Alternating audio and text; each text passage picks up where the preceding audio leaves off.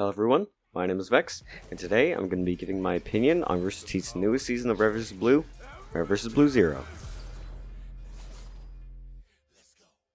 I know this isn't the normal type of content that I make here, but I thought I'd try something new. Spoilers ahead. If you haven't seen Red vs. Blue Zero yet, I would highly recommend it. You can already view all 8 episodes on roosterteeth.com.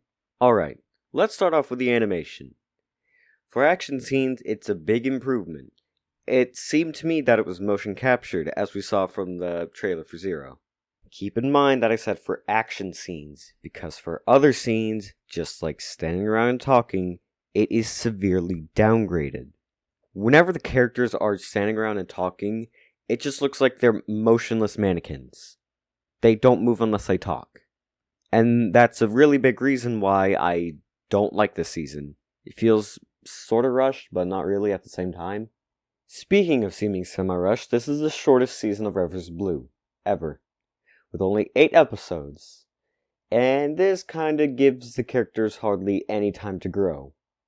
I read somewhere that you don't need to watch the previous season of Red vs. Blue to have a full understanding of this, so that might be a reason why it's kinda short. It's something I would consider a spin-off of sorts. Something I was really questioning when I saw the trailer was if the OG cast was gonna return. Yeah, the answer was almost a no. The only OG character to make a return was Tucker. I'll come back to that later. We do have the return of Agents Caroline and Washington, though. At the very start of the season, it is stated that Washington has his brain damage fixed.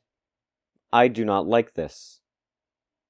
For me, personally, when a character in a series gets injured, it should affect them a lot longer than, well, what was it, 2 seasons? At the end of the season, it seemed like Carolina was, well, too good.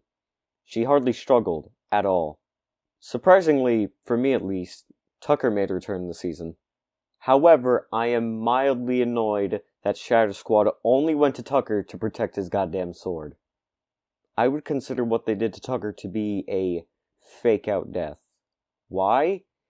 Because we see him get stabbed, and later on we see someone using his sword. If you know this series, you should know why that shouldn't be a good thing.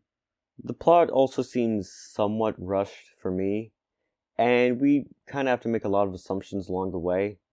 I'm going to explain the plot and try to make it as brief as possible, so enjoy. Carolina and Washington are in charge of protecting an alien artifact, of which we later learn essentially nothing about. Then, the place where they're protecting the artifact gets attacked by the main villain team of the season, Viper. Viper consists of Zero, the leader, Diesel, the brute, and FaZe, we'll come back to her later, don't worry about it. Washington and Carolina, being taken by surprise, get their asses handed to them, to say the least. Washington gets captured and presumably tortured by Viper. Washington also somehow knew about another alien artifact somewhere else. Cut to Shatter Squad bringing in the rookie, Raymond, the nerdy tech guy of the group. The very first time we see these characters on screen is them racing to their base, with Raymond in one Warthog and East and Axel in another. In this scene, we see that One and East are extremely competitive. We then see the leader of the group, West, East's father. After they get back inside, they meet Carolina, who later fights One and East. Carolina wins, but during the fight, we see that East and One do not work well together. After the fight, East then trains and activates her secret ability that she got from being experimented on by Starlight Laboratories, the ability being called Burst Step. This ability, to put it simply, allows a burst of superhuman abilities. Afterwards, we see that Viper is fighting a goddamn Guardian to get the ultimate weapon. And we'll get to that soon enough, don't worry about it. After they defeat the Guardian, Zero gets a goddamn energy sword. And it acts like a key, just like Tucker's.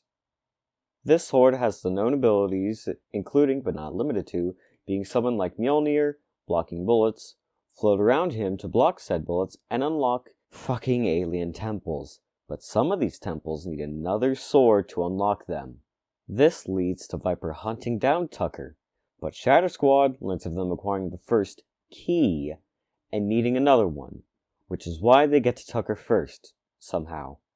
Shatter Squad gets to Tucker first, but they decide that they're gonna just stand around and talk for a bit too long, causing Viper to get there and wail on their asses.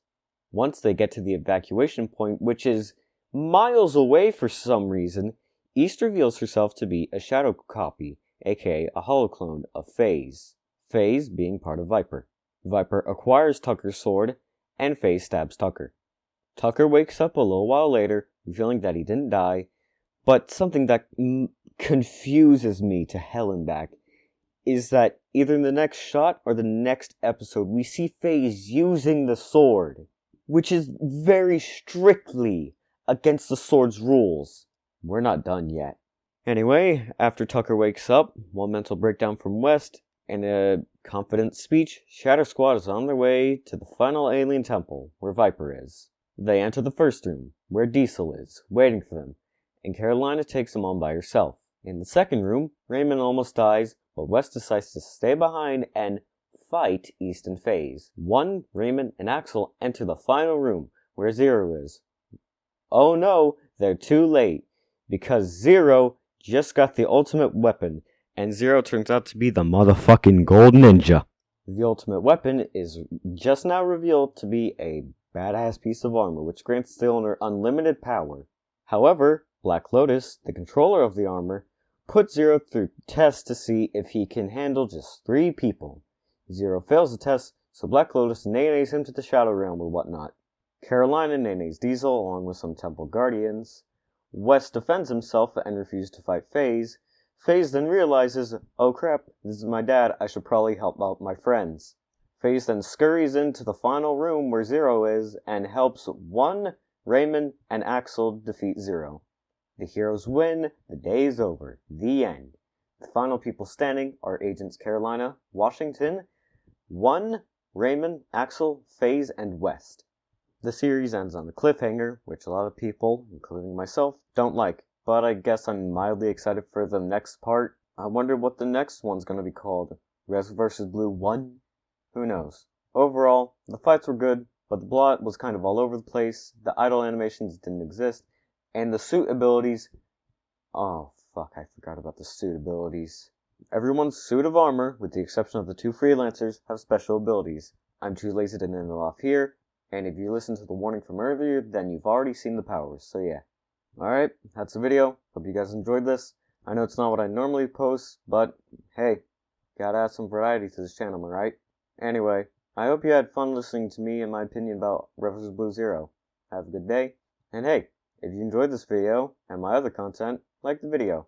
And if you want to get notified in the future whenever I post, hit subscribe, and don't forget to turn on the bell. See you guys next time. Peace out.